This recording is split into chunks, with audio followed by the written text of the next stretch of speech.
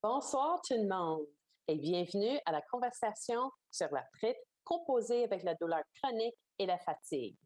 Je m'appelle Heather Holmes, je suis la vice-présidente pour le Québec de la Société d'arthrite et notre conférencière ce soir est le Dr Manon Chouinière.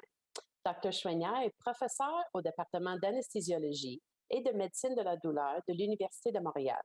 Elle travaille à temps plein comme clinicienne scientifique au Centre de recherche du Centre hospitalier de l'Université de Montréal, où elle mène des recherches évaluatives, épidémiologiques et cliniques sur la douleur aiguë et chronique. Elle a publié plus de 150 articles et a présenté ses travaux dans de nombreuses conférences nationales et internationales.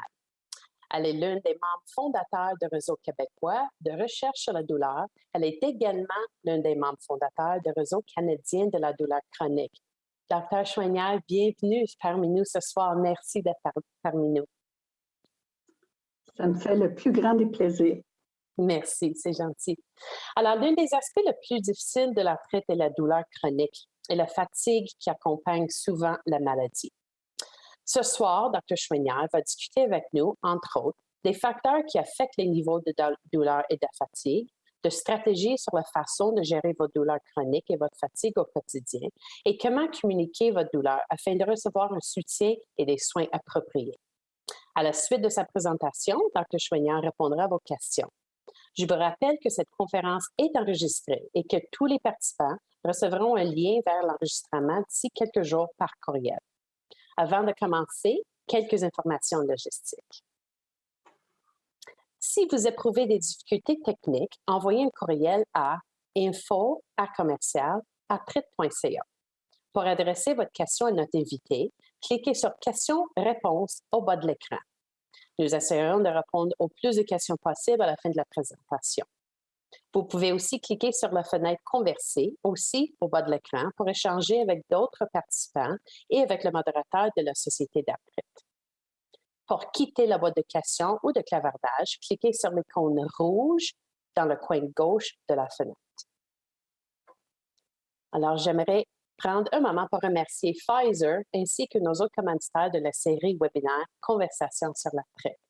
Alors, sans plus tarder, notre conversation débute tout de suite. Dr Chouinière, je pense qu'il faut commencer au début. La première question ce soir, c'est quoi la douleur chronique?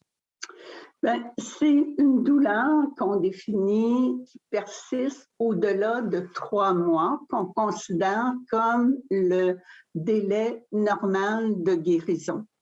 On peut avoir des douleurs, par exemple, suite à une chirurgie qui persiste au-delà du temps normal de guérison. On va parler de douleur aiguë.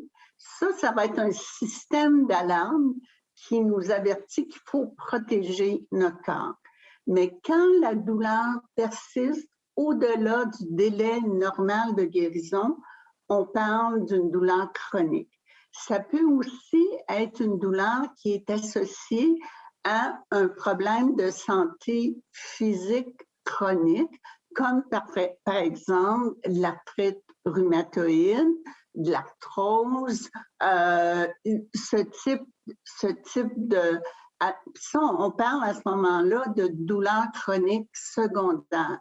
Quand on parle de douleur chronique primaire, c'est des douleurs pour lesquelles on a beaucoup de difficultés à identifier la cause, comme par exemple des douleurs de fibromyalgie, des douleurs lombaires non spécifiques. À ce moment-là, on va parler de douleurs primaires, mais toujours qui persistent au-delà de 3 mois. Oui, parfait. Merci. Très bien expliqué. Alors, on va passer à la prochaine question. Vivre avec l'arthrite, c'est souvent vivre avec la douleur chronique, n'est-ce pas? Pouvez-vous nous parler des différentes façons de gérer la douleur chronique et la fatigue? Il y a de multiples façons de gérer la douleur chronique. C'est sûr que malheureusement, les gens cherchent souvent une solution miracle, alors que c'est une combinaison de traitements qui va être souvent la solution. Par exemple, ça va être on peut évidemment l'emploi de médicaments pour contrôler la douleur. Et par exemple, l'emploi de médicaments peut permettre de faire un peu plus d'activité physique qui, ça, va être bénéfique. Alors, ça va être une combinaison de traitements. Alors, on a les médicaments. Ensuite, on peut avoir des interventions anesthésiques, que ce soit des blocs, des épidurales au niveau de la moelle épinière. Une chose qui est probablement une des plus importantes en termes de traitement, c'est l'activité physique. Malheureusement, quand on a de la douleur, le premier réflexe qu'on a, c'est d'arrêter toute activité physique. Alors qu'en présence de douleurs chroniques, c'est probablement un des premiers traitements qu'il faut avoir recours. Que ce soit des activités physiques que les gens font de leur propre chef ou encore en partenariat avec des physiothérapeutes, des kinésiologues,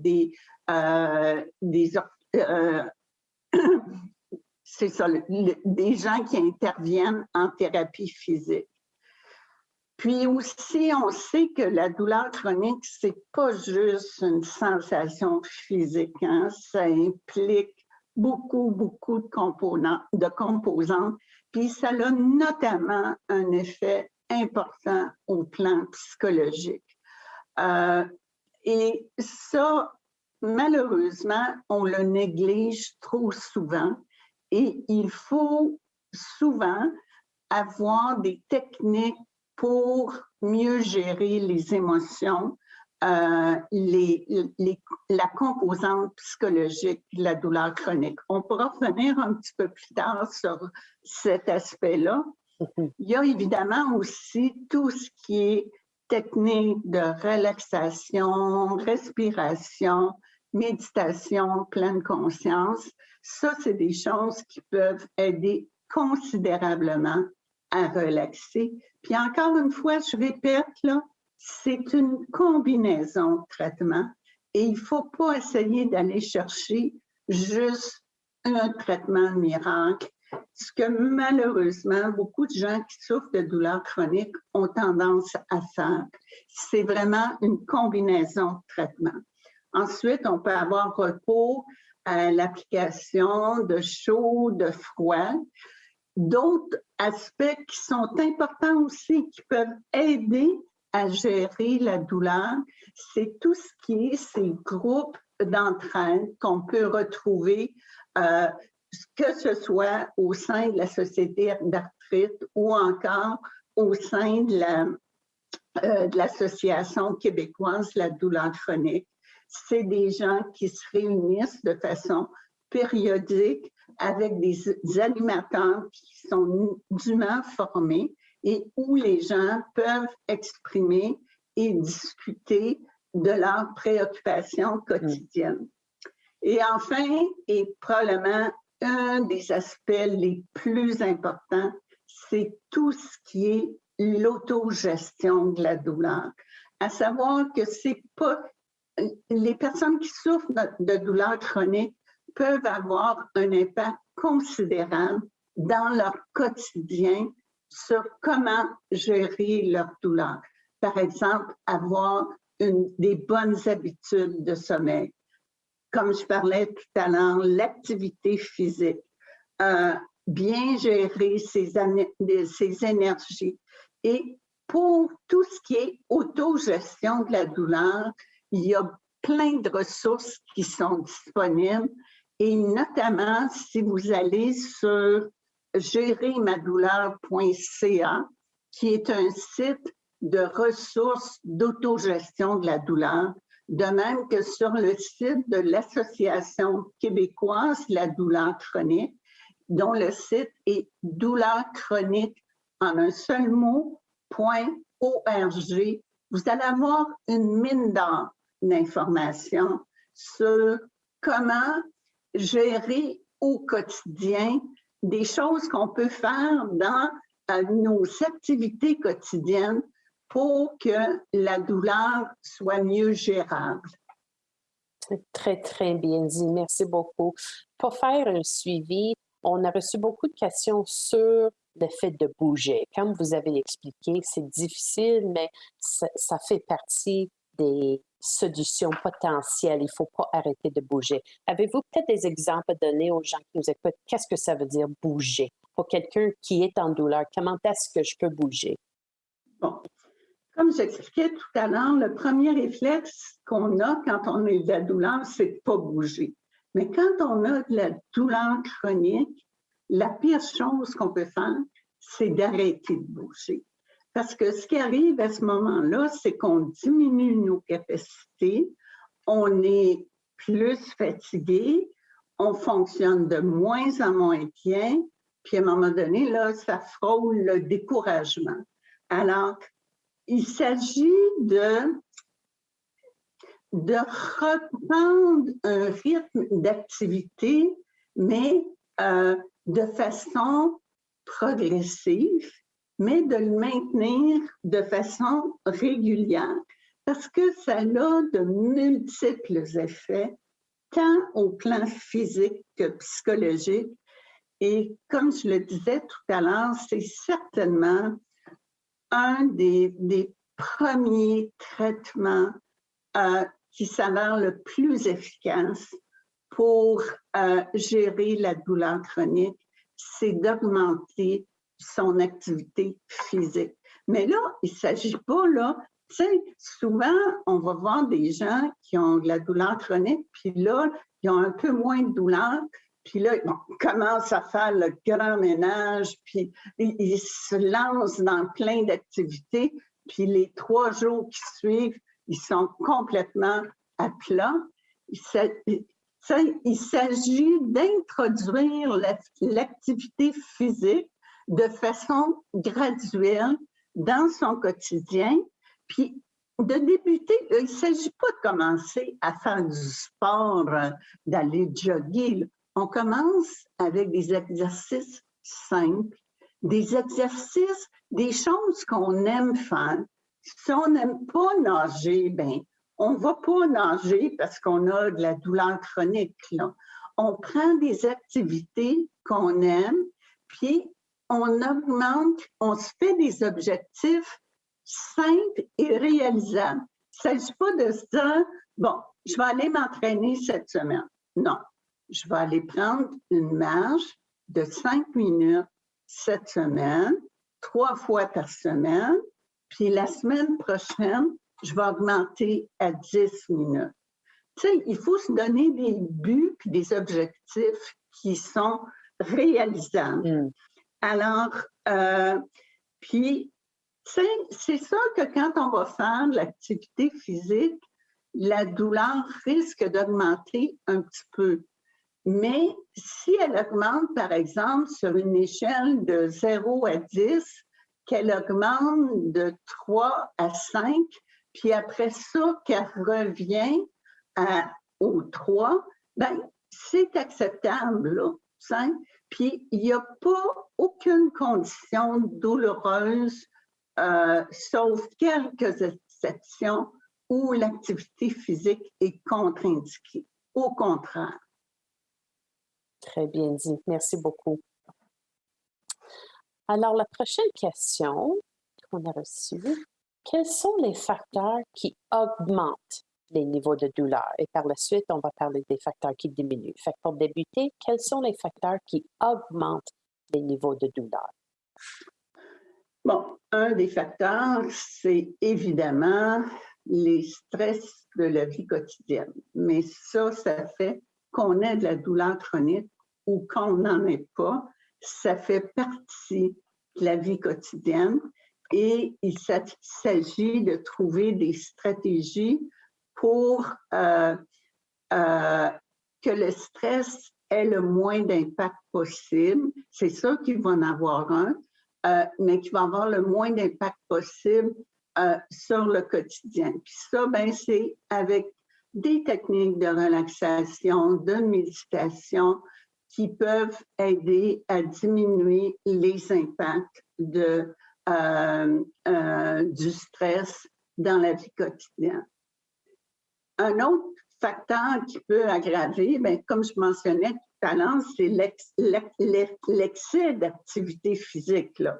C'est comme si on commence à faire du grand ménage pendant qu'on a une période où on a moins de douleur, bien, c'est sûr que ça va mettre la personne à plat pendant les 3-4 prochains jours. Il faut savoir doser notre niveau d'activité physique. Puis, à contrario, si on ne fait pas d'activité physique, bien, c'est aussi nocif, en sens qu'on diminue nos incapacités, nos capacités, puis que là, ça devient dans une espèce de cercle vicieux où tu as moins de capacité, plus de fatigue, moins d'activité. Alors ça, il s'agit de briser cette espèce de cercle vicieux-là. Un autre cercle vicieux important, c'est la qualité du sommeil. Puis, on se rend compte que souvent, les gens qui vivent avec de la douleur chronique ont une très mauvaise hygiène de sommeil. À savoir que, par exemple, on ne va pas se coucher tant qu'on ne s'endort pas. Si on ne dort pas la nuit, on ne reste pas dans le lit plus que 15 minutes. On se lève, on va faire une autre activité dans une autre pièce, parce que quand une personne qui ne dort pas bien va avoir plus de douleur la journée qui suit et la nuit qui suit, la personne va moins bien dormir.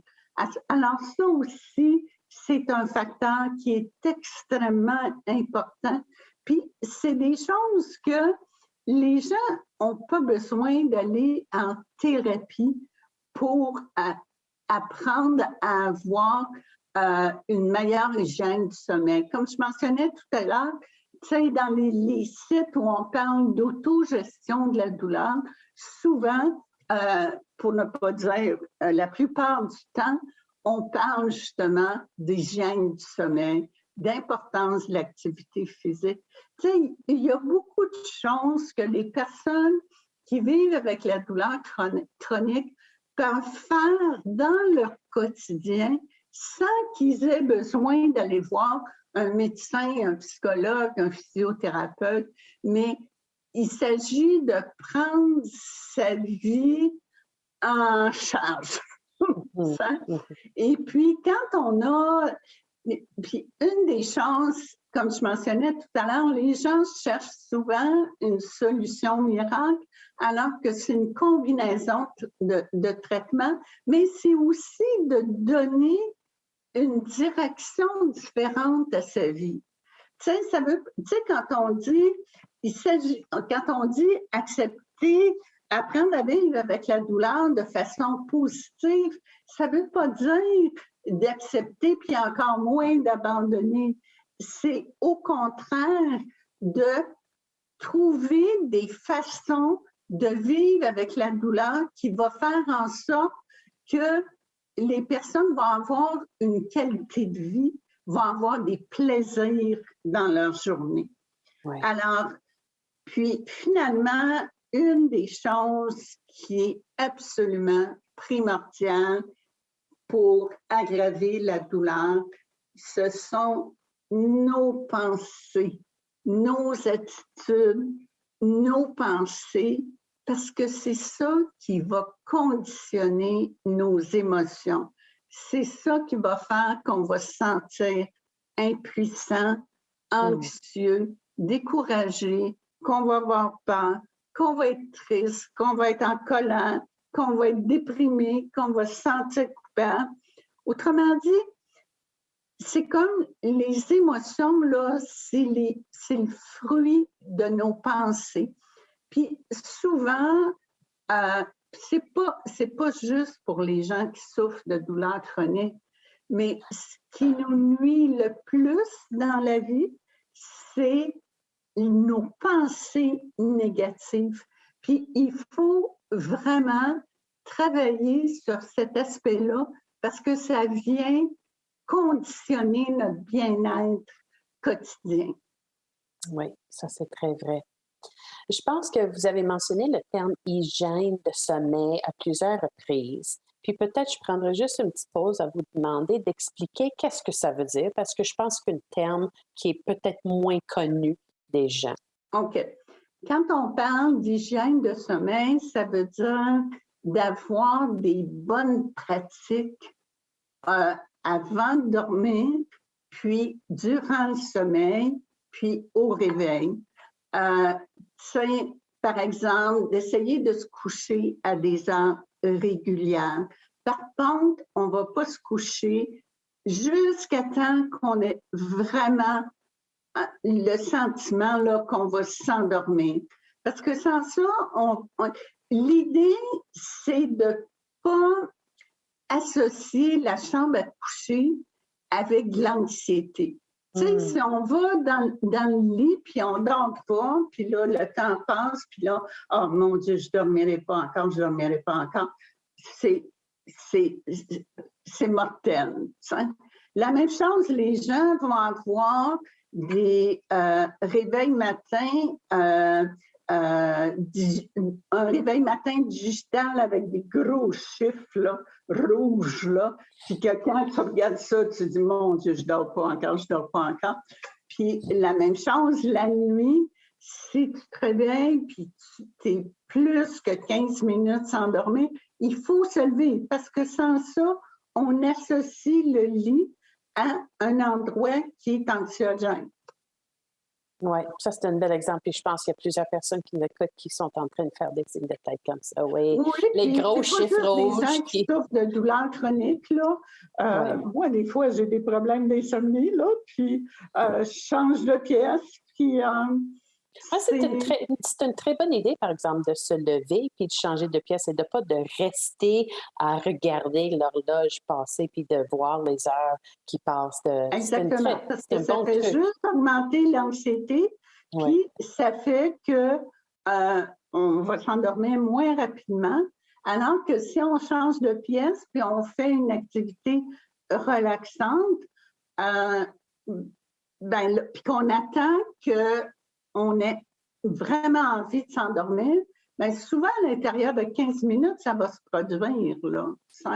Puis, tu sais, comme par exemple, on déconseille souvent de ne pas lire au lit, de lire dans une pièce ailleurs que dans la chambre à coucher pour justement ne pas associer le lit avec... Le lit, c'est là pour dormir. Point le lit. Excellent point, merci. Autre de qu'est-ce qu'on a discuté, est-ce qu'il y a d'autres facteurs qui diminuent les niveaux de douleur? On a parlé de l'activité physique, l'hygiène de sommeil. Bien, il y a évidemment une saine alimentation, c'est aussi extrêmement important, bien que en termes de données scientifiques sur, par exemple, quel type d'aliments les personnes qui souffrent de douleurs chroniques devraient privilégier, on n'a pas beaucoup d'évidence, mais ce qu'on a comme évidence, c'est d'avoir une alimentation saine, fruits, légumes, protéines, moins de viande rouge, bien se nourrir, bien. Tu sais, c'est comme l'activité physique, là. C'est d'avoir des habitudes de vie qui sont saines, tant au plan de l'activité physique et au plan de l'alimentation. Je sais que probablement des gens vont dire « Ah, c'est facile à faire, c'est facile quand vous n'avez pas de douleur chronique, mais quand vous avez de la douleur chronique, c'est pas si simple que ça. » Mais comme je parlais tout à l'heure, ce qui est important, là, c'est de réaliser qu'il faut arrêter de chercher la solution miracle, puis plutôt de dire, bon, ben, je suis pris avec la douleur chronique, comment je vais rediriger ma vie pour que j'ai une meilleure qualité de vie possible compte tenu de mon problème de douleur chronique. Ça, je pense que c'est absolument, absolument essentiel. Et puis, tu sais, je pense qu'il faut aussi réapprendre à gérer ses énergies en reprenant graduellement des activités. Puis là, je ne parle pas juste d'activités physiques. Je parle, tu sais, les gens qui ont de la douleur chronique ont souvent tendance à s'isoler, de moins en moins avoir d'activités sociales. Et puis ça ne fait qu'augmenter la sévérité de la douleur chronique. Au contraire, il faut se décloisonner et puis il faut, tu sais, quand je dis reprendre graduellement des activités, bien, comme je disais tout à l'heure, il s'agit d'établir des priorités puis de se mettre des objectifs précis puis réalistes. Qu'est-ce que je peux faire cette semaine qui, précisément, et qui va faire que je vais avoir un petit sentiment de satisfaction si je fais ça. Parce qu'une des choses qui est dommage, vraiment dommage chez les personnes qui souffrent de douleurs chroniques, c'est qu'ils n'ont pas beaucoup de satisfaction dans leur vie puis qu'ils n'ont pas beaucoup de plaisir. Mais en même temps, ils ne s'en accordent pas non plus. Qu'est-ce qu'on pourrait faire, par exemple, de se dire, bon, à chaque journée cette semaine, je vais m'accorder un plaisir. C'est des choses qui sont simples, là, mais qui vont venir nourrir le bien-être de la personne. Puis, tu sais, moi, je trouve que souvent, de se mettre un agenda, là, de dire, bon, je vais faire ça cette semaine, ça, ça, ça, on a l'impression de se prendre en main, puis, encore une fois, avec des objectifs précis. Puis, à travers cet agenda-là, ben, on se donne des pauses aussi. T'sais, on peut avoir des petites pauses, puis des plaisirs aussi. Très bon conseil, merci. C'est inspirant. Avez-vous des suggestions pour les gens sur la façon de communiquer leur douleur efficacement?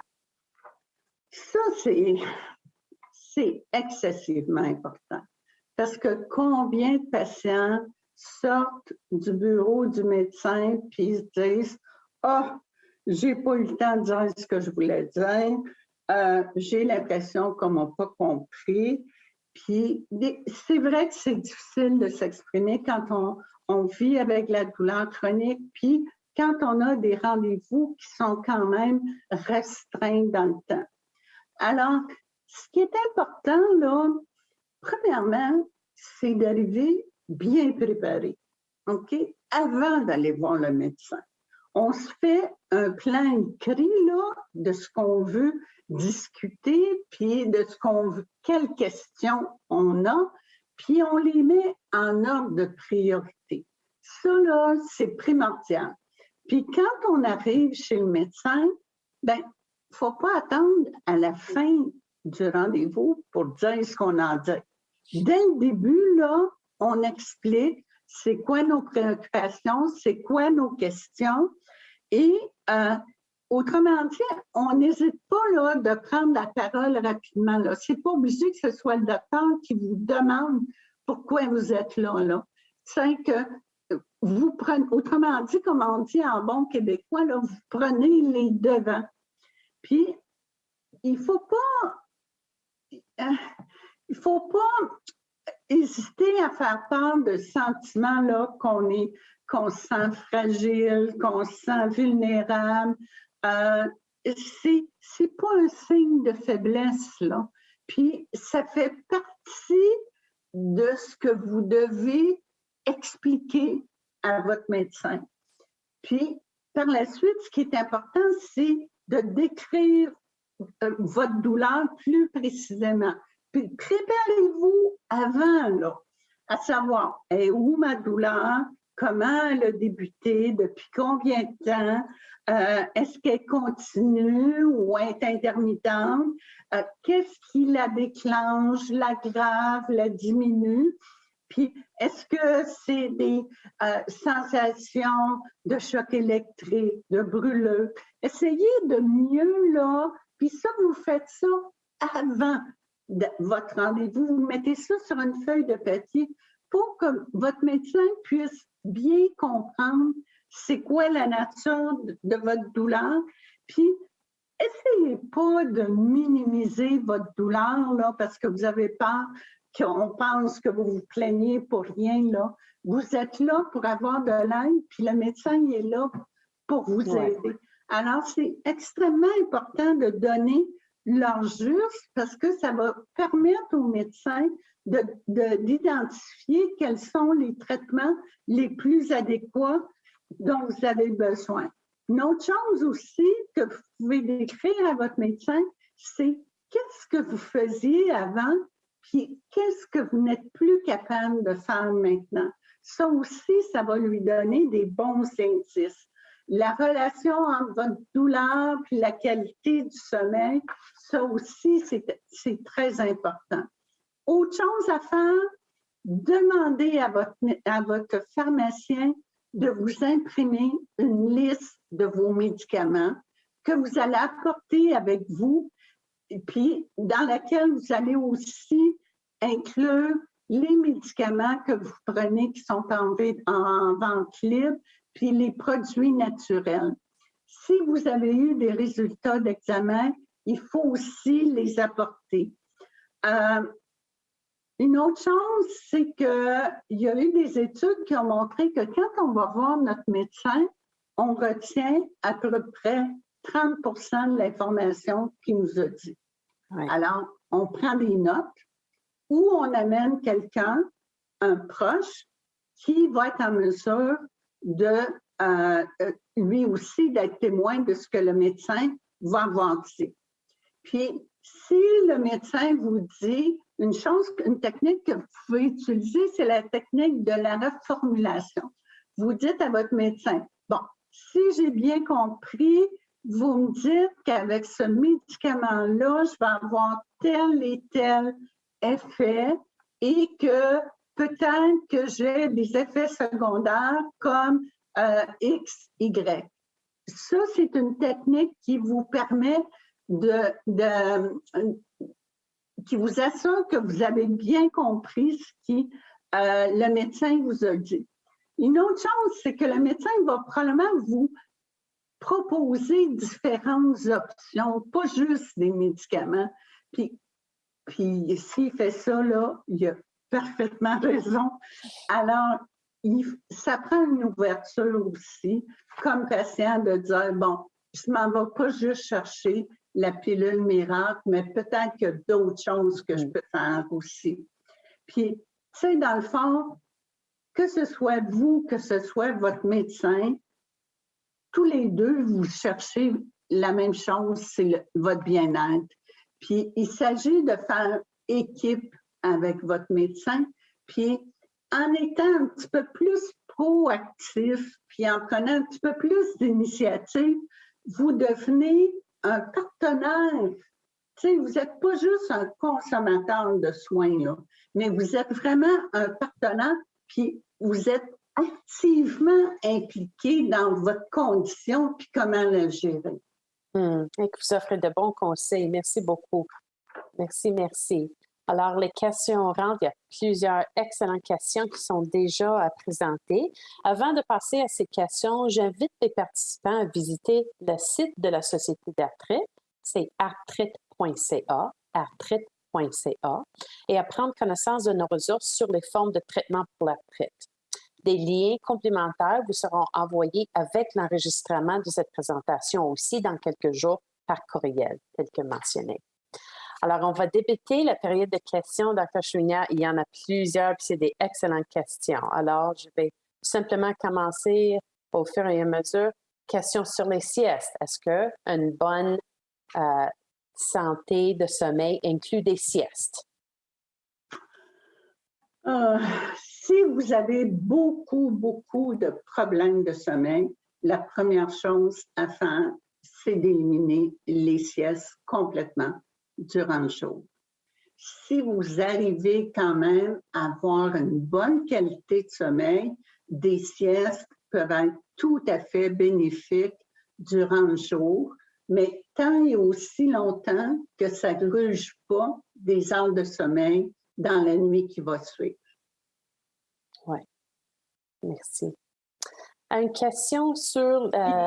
C'est pas obligé d'être une sieste, ça peut être aussi une séance de relaxation. Puis ça, il y a plein de sites là sur le web où vous allez trouver des techniques de relaxation qui sont faciles, puis qui peuvent aider justement là, à mieux gérer le stress durant une journée. Oui, merci. En ce qui concerne la cortisone, il y a quelqu'un qui pose la question, vu que ça dure seulement 4 à 6 semaines, est-ce qu'il y a d'autres sortes d'injections? Ça dépend vraiment des patients puis de leur façon de réagir. Oui, la cortisone, ça peut être une option. Ça peut aider certains patients pour des périodes plus ou moins longues, mais ce n'est pas le cas de tous les patients. Je pense qu'il s'agit de trouver la combinaison idéale de traitement pour chaque individu. Oui, très vrai. Plusieurs questions sur le cannabis. Recommandez-vous le cannabis? Question piège. Non, pas du tout. Il y a une association internationale pour l'étude de la douleur qui a sorti un rapport l'année dernière qui a fait une revue de toutes les études qui portaient sur le cannabis et la gestion de la douleur chronique. Et ils en sont arrivés à la conclusion qu'ils recommandaient. Non, c'est pas vrai. C'est qu'il y avait que les études actuelles ne permettaient pas de conclure à l'efficacité du cannabis. Ça ne veut pas dire ça veut dire qu'on a besoin d'études additionnelles pour le déterminer. Il y a une étude qui est sortie cette semaine au Québec sur l'utilisation, en fait, ça a été publié dans un journal canadien, sur l'utilisation du cannabis pour la douleur chronique. Et il y a à peu près 30% des personnes qui souffrent de douleur chronique qui utilisent le cannabis et qui en bénéficient. Encore là, c'est vraiment, on parle aujourd'hui beaucoup de médecine personnalisée, mais c'est ça, là, c'est que chaque personne, il faut qu'elle trouve la combinaison de traitement qui va lui être la plus profitable. Puis, moi, si quelqu'un prend du cannabis puis que ça l'aide à gérer sa douleur, bien, tant mieux, là. Je pense qu'il s'agit de voir pour chaque personne. Mais si vous n'avez pas de bénéfice avec le cannabis, bien, vous faites partie de beaucoup de personnes qui n'ont pas de bénéfice avec le cannabis. Merci. On parlait beaucoup d'augmenter l'activité physique, mais que faire si l'activité augmente notre douleur? Ben, le point, c'est d'y aller de façon extrêmement graduelle et progressive. Si on se met des objectifs qui sont trop ambitieux, puis que la douleur, comme je disais tout à l'heure, si vous faites des exercices, puis votre douleur passe de 5 à 10, mais là, c'est pas une bonne idée, là. C'est pas la façon de faire. Il faut y aller de façon vraiment progressive. Puis, il faut être patient aussi pour voir quel impact ça va avoir. Parce que souvent, tu sais, on le fait, oh non, j'ai pas grand effet. Mais c'est peut-être au bout d'une semaine, 2 semaines, 3 semaines que vous allez voir les bénéfices. Et puis, il faut se donner des objectifs qui sont réalistes puis graduels. Allez-y selon vos possibilités. Mais l'important, c'est d'en faire. OK? C'est pas de dire je fais pas d'exercice parce que ça me fait mal. Il faut faire des exercices en disant ben, j'y vais graduellement. Puis à chaque semaine, cette semaine, je fais un 5 minutes, 3 fois par semaine. La semaine prochaine, peut-être que je vais être capable d'en faire 7 ou 10, etc., etc. Mm-hmm. Oui, bon point. Plusieurs questions sur l'alimentation. Est-ce qu'il y a des aliments spécifiques qu'il faut considérer, soit pour gérer la douleur ou soit qui augmentent les symptômes qu'on devrait éviter? Ça, on n'a vraiment pas beaucoup de recherches dans ce domaine-là. Là. Puis moi, comme chercheur, c'est un sujet qui m'intéresse particulièrement. Et puis, il y a vraiment, vraiment pas beaucoup de données sur ce sujet-là. Puis, il faut faire attention aussi dans tu sais, si on retrouve sur Internet là, des espèces de diètes miracles, puis qui, si vous prenez tel aliment, vous allez moins sentir. Les évidences scientifiques, là, il n'y en a vraiment pas beaucoup. Ce qu'on a comme évidence scientifique, c'est d'avoir une alimentation saine, fruits, légumes, diminuer la viande rouge, les protéines, pas de junk food, puis de croustilles, mais une fois de temps en temps pour se faire plaisir, ou un petit chocolat pour se faire plaisir. Ça, c'est permis, là. Tu vois. Mais je pense que ce qu'on a comme évidence, c'est une saine alimentation, comme le guide alimentaire canadien le recommande. Oui, merci. On parle beaucoup de gérer la douleur sans médicaments. Vous avez déjà touché à ça, mais peut-être revenir sur le point d'offrir des suggestions concrètes comme vous avez fait avec le sommeil et l'alimentation. Quelles sont les activités qu'on peut faire? Vous avez parlé de la méditation.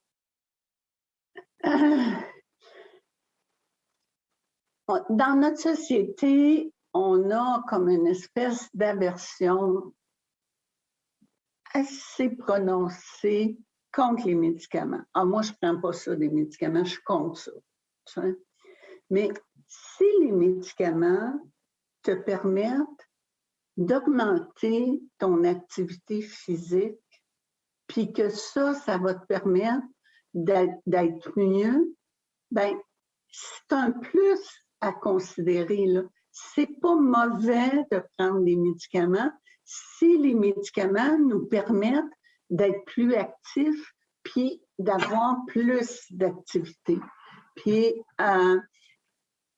parmi les autres techniques, bon, on a mentionné des techniques d'activité physique, des techniques psychologiques,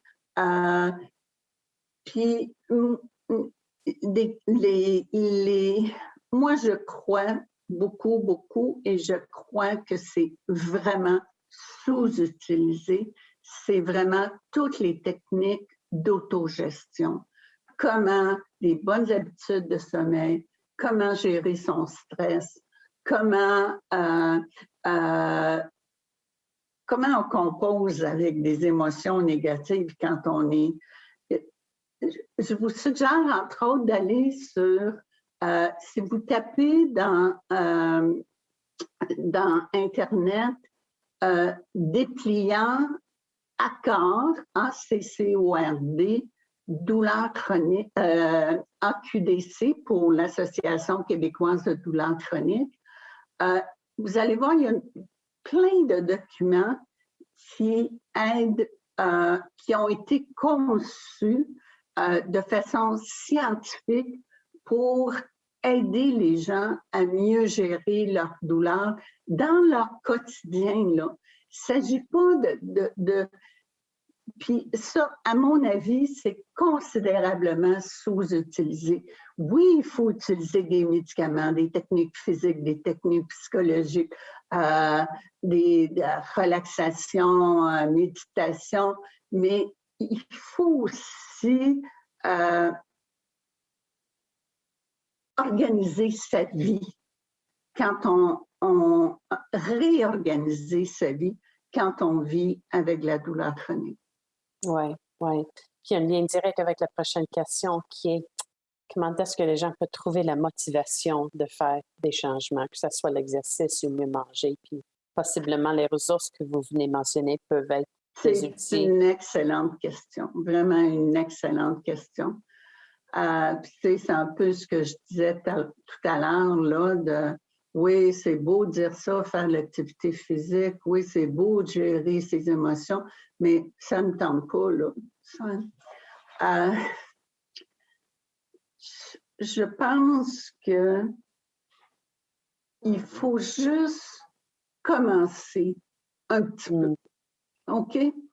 Puis graduellement, progressivement, puis être patient, parce qu'on ne verra pas des effets au bout de quelques jours. Ça va prendre quelques semaines, mais au bout de quelques semaines, on va avoir des effets bénéfiques, ne serait-ce que la satisfaction de dire « Hey, je me suis mis des objectifs, je les ai tenus, puis là, après ça, on se rend compte, mais ça a l'air à marcher. » Fait que, tu sais, il s'agit de se donner le petit coup de pouce, là. Puis des fois, ben, il ne faut pas qu'on le fasse tout seul. Tu sais, comme par exemple, il y a des groupes d'entraide pour les personnes qui vivent avec la douleur chronique. Puis ça peut être une façon de premièrement, se rendre compte qu'on n'est pas tout seul à vivre ça, puis de voir qu'il y a d'autres gens qui essaient des petites solutions, puis ça marche, puis ben ça nous motive, puis fait que ça aussi, ça peut être des... puis notamment l'Association québécoise de la douleur chronique, là, douleur-chronique.org, ils offrent des groupes d'entraide dans différentes régions du Québec, là. Alors, puis je sais qu'il y a aussi des groupes d'entraide ailleurs au Canada, là, qui peuvent être extrêmement aidants, là. Tu sais, parce que, comme je disais tout à l'heure, les gens qui souffrent de douleurs chroniques ont souvent tendance à s'isoler. Puis, c'est vraiment la dernière chose à faire, là.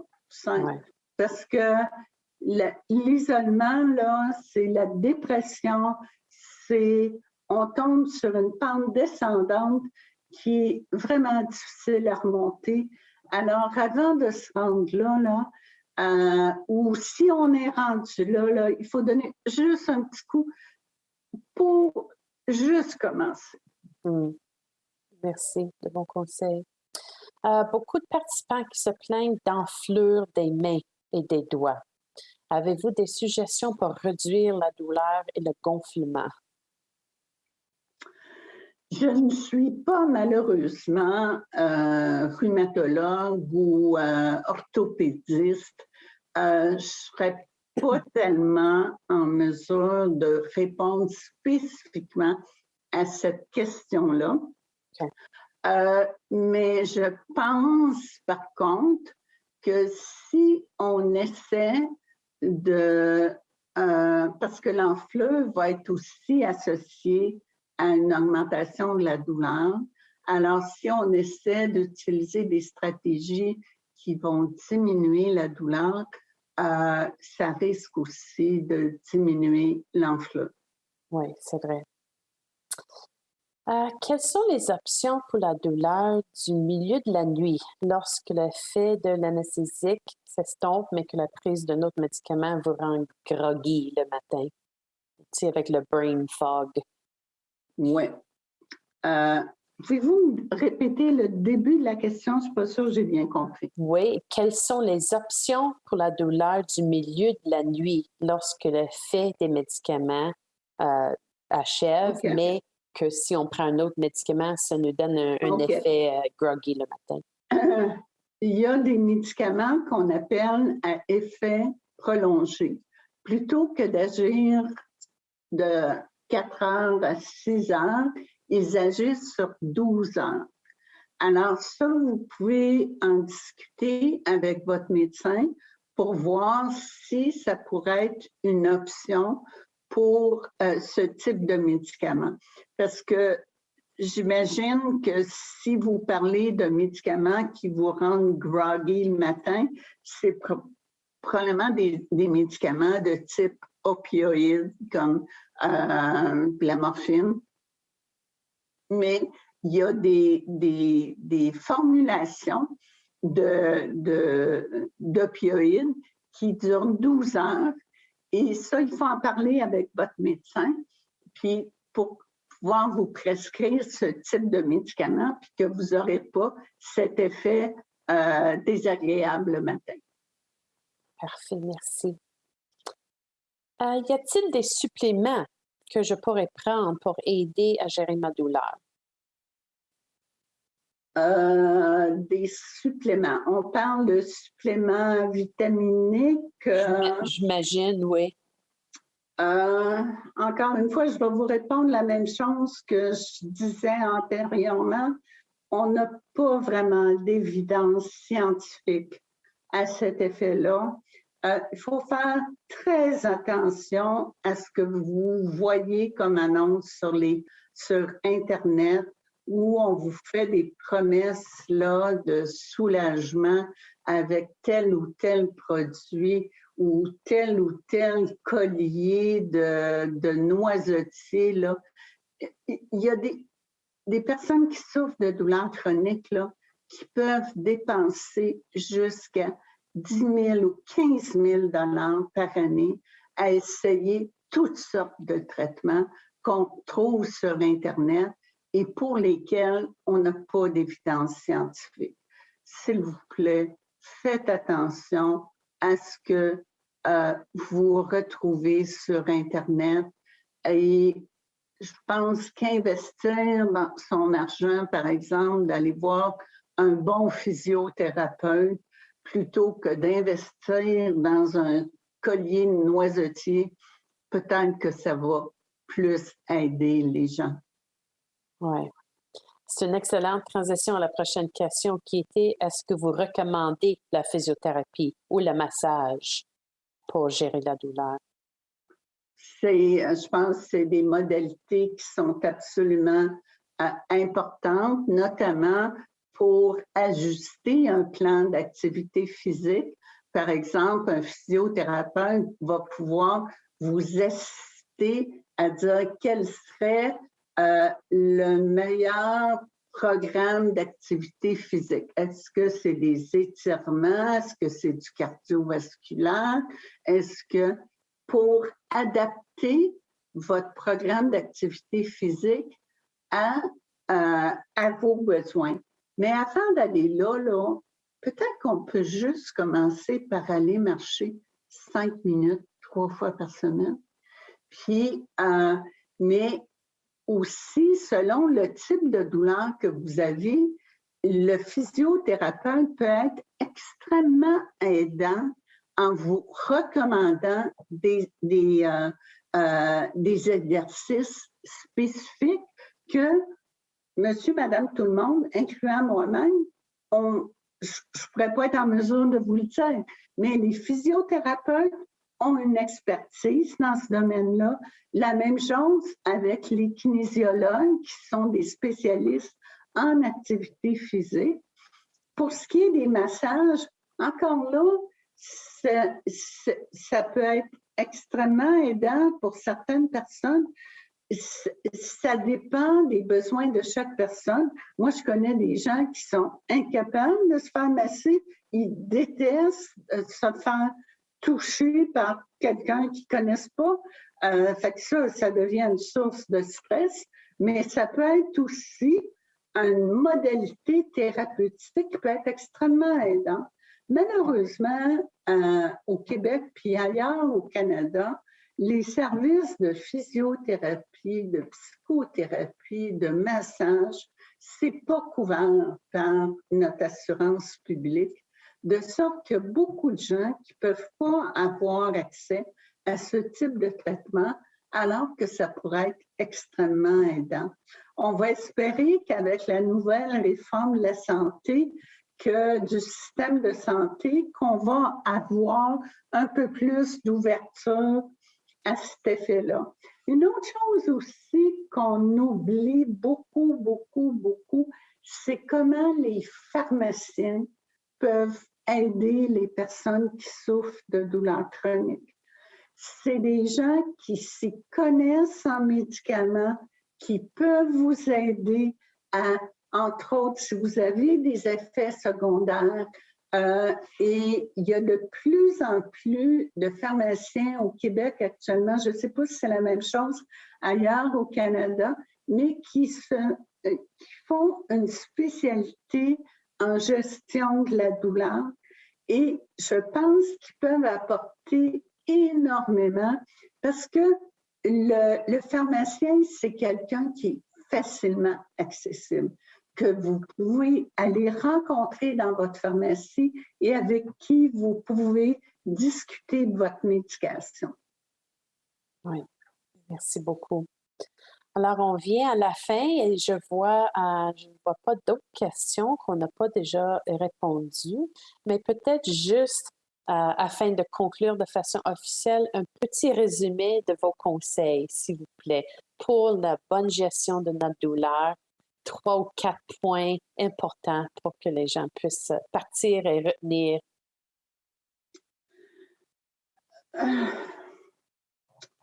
Je dirais le premier point, c'est il faut que vous soyez un partenaire dans l'équipe de soins. Il ne s'agit pas juste de consommer des soins. Il s'agit que vous soyez activement impliqué.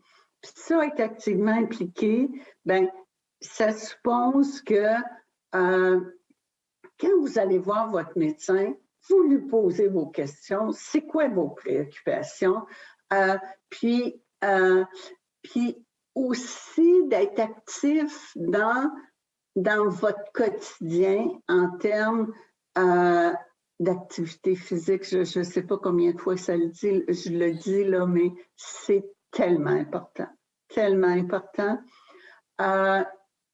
Tout ce qui est gestion des émotions négatives, c'est nos pensées qui génèrent des émotions négatives. Il faut qu'on travaille sur cet aspect-là aussi, que nos émotions négatives, la dépression, la culpabilité, c'est notre interprétation de la réalité. Puis ça aussi, c'est quelque chose qu'on peut modifier. Puis finalement, je dirais, faites-vous des plaisirs à chaque jour. Très bien dit. Merci beaucoup, Dr. Chouinière. Alors, merci à tous. Voici ce qui conclut notre webinaire. Déjà, le temps passe tellement vite. Dr. Chouinière, au nom de la Société de la traite et de nos participants de ce soir, je vous remercie de votre disponibilité et du partage de vos connaissances. Pour ceux qui sont parmi nous ce soir en temps réel, nous aimerions avoir vos impressions sur la présentation. Vous verrez apparaître un court sondage à l'écran. S'il vous plaît, cliquez et laissez-nous connaître votre opinion. Alors, la question... Oh, je suis allée trop loin, pardon. Faites-nous part de votre opinion, s'il vous plaît. Est-ce que vous avez trouvé les informations partagées lors du webinaire ce soir pertinentes pour vous? Avez-vous trouvé les informations partagées lors du webinaire ce soir pertinentes pour vous? Alors, vous avez juste à cliquer oui, non ou sans opinion. Pour ceux qui n'arrivent pas à répondre à ce sondage ou qui aimeraient nous donner des commentaires plus complets, sachez qu'un sondage vous sera envoyé avec l'enregistrement de cette présentation d'ici quelques jours. Nous apprécions vos commentaires et suggestions qui nous aident évidemment à créer des webinaires sur des sujets qui vous intéressent. Alors, encore une fois, nous remercions Pfizer et les autres commanditaires du série webinaire Conversation sur la traite pour avoir rendu ces présentations possibles pour nous. Nous vous invitons aussi à soutenir les efforts de la Société de la traite afin de créer des ressources vous aidant à bien gérer la maladie. Si possible, nous vous invitons à faire un don en visant arttraite.ca/donner. Voici donc ce qui conclut la présentation ce soir de Conversation sur la traite composée avec la douleur chronique et la fatigue. En mon nom et au nom de toute l'équipe de la Société d'arthrite, merci d'avoir été des nôtres ce soir et bonne fin de soirée. Merci, Dr. Schminiak.